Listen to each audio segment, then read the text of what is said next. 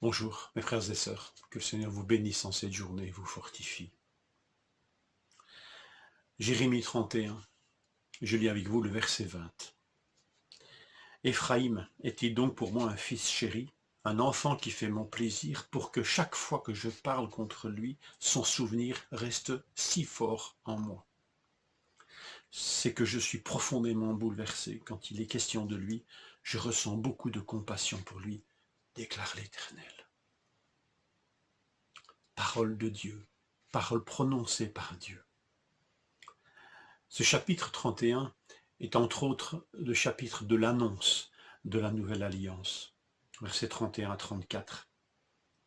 Intéressons-nous ici au contexte de cette nouvelle alliance, de cette annonce de cette nouvelle alliance. Il est question ici d'Éphraïm. Éphraïm est l'objet d'un amour éternel de la part de son Dieu. Qui est Éphraïm? Éphraïm, c'est le nom générique qui désigne le royaume du Nord, les 10 tribus qui ont fait sécession après le règne de Salomon.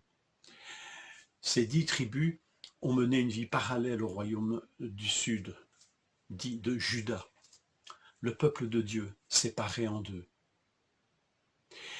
pour des siècles, avec 2 histoires parallèles, mais qui conduira ce royaume du Nord à rejeter Dieu et finalement à être jugé et exilé.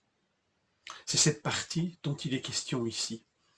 Et c'est étonnant, c'est sous le calame, c'est sous la plume d'un prophète, Jérémie, qui vit dans le sud, et qui lui s'adresse au royaume du sud, à Juda, qui lui aussi va connaître le même destin, le même sort, si je puis dire, de la part de Dieu, s'il continue dans ses voies.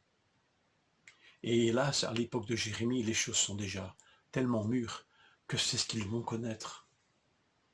Alors Dieu leur rappelle qu'ici Éphraïm a été frappé d'exil, Juda le sera de la même manière. Mais le royaume et son roi ne reçoivent pas ce message, et n'en tirent aucune leçon. Ce qui est touchant ici, c'est qu'Éphraïm n'est pas pour Dieu de l'histoire ancienne, alors que pour Juda, ça l'est. Leurs frères déportés, pour eux, c'est de l'histoire ancienne. Ce ne sont plus leurs frères, ils sont entrés dans les comptabilités de l'histoire, voilà, passifs. Et eux ont disparu, tant mieux pour eux, à la limite. Parce que ces deux royaumes vécurent des relations très tumultueuses et conflictuelles. Alors, quelle leçon? Parce qu'ici, c'est l'annonce non seulement d'un jugement sur cette partie sud du royaume, comme le nord l'a reconnu, mais c'est surtout l'annonce d'une restauration des deux parties du peuple de Dieu qui seront réunis par une nouvelle alliance avec Dieu. L'annonce que Éphraïm n'est pas oublié de Dieu. Ce peuple qui était déporté 1 siècle et demi déjà, avant Juda, Dieu ne l'a pas oublié. Et en quels termes est-ce que Dieu se rappelle de cette partie de son peuple? Qui oserait prêter de tels sentiments à Dieu? Eh bien la Bible, parce qu'elle est parole de Dieu, parce qu'elle est parole inspirée par l'Esprit de Dieu qui sonde tout, même les profondeurs de Dieu, nous dit l'apôtre Paul. Et Dieu ici expose des sentiments. Lui qui est si pudique sur l'expression de ses sentiments, ici il les exprime d'une manière extraordinaire par rapport à cette partie de son peuple qui pour lui n'est pas perdue ni oubliée. Alors que pour Judas, cette partie du peuple de Dieu, elle l'est oubliée. Que l'homme est étrange, capable d'oublier son Dieu, capable d'oublier ses frères. Dieu n'oublie aucun de ses enfants. Quelle leçon! Alors, il est parlé d'une nouvelle alliance, pas comme l'ancienne, dit Dieu. Pourquoi l'ancienne a-t-elle fait défaut? Non pas parce que Dieu, lui, a fait défaut à cette alliance, au contraire, mais parce que l'autre partie, le peuple de Dieu, n'a pas respecté les termes de l'alliance. Pour Dieu, l'alliance, ce n'est pas un contrat entre deux associés. C'est une histoire d'attachement réciproque, mutuel. Et Dieu est resté attaché à son peuple. Cette expression que nous trouvons dans Jérémie 31, 20, ce verset que nous trouvons, on a l'expression la plus parfaite, une démonstration de l'attachement perpétuel de Dieu à son peuple. Mais l'homme n'a pas cet attachement à l'égard de son Dieu. Qu'est-ce qui va donc le guérir? Qu'est-ce qui va donc permettre que les choses changent? Et quelque chose change dans le royaume du Nord, alors que dans le royaume du Sud, c'est l'incrédulité.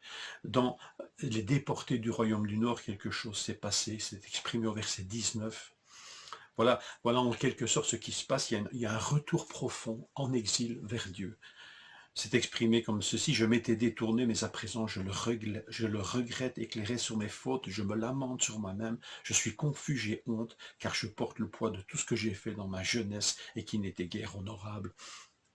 Cette partie du peuple de Dieu en exil revient vers son Dieu, vers son Père. Tout ça, ça fait penser, ne trouvez-vous pas, à la parabole du Fils prodigue. Cette parole que nous trouvons dans Jérémie 31:20, nous pourrions aisément la prêter au Père de la parabole du Fils prodigue, qui n'a pas et n'a jamais oublié son fils cadet, alors que pour tous les autres, il est mort, y compris pour son frère aîné, mais pas pour Dieu. Quel message extraordinaire d'espérance. Dieu n'oublie aucun de ses enfants, jamais.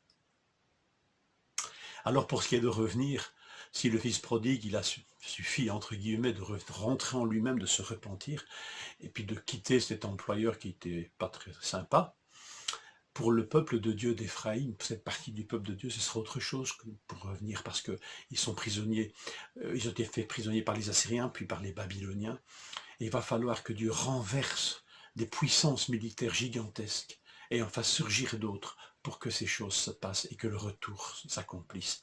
Et c'est ce que Dieu fera.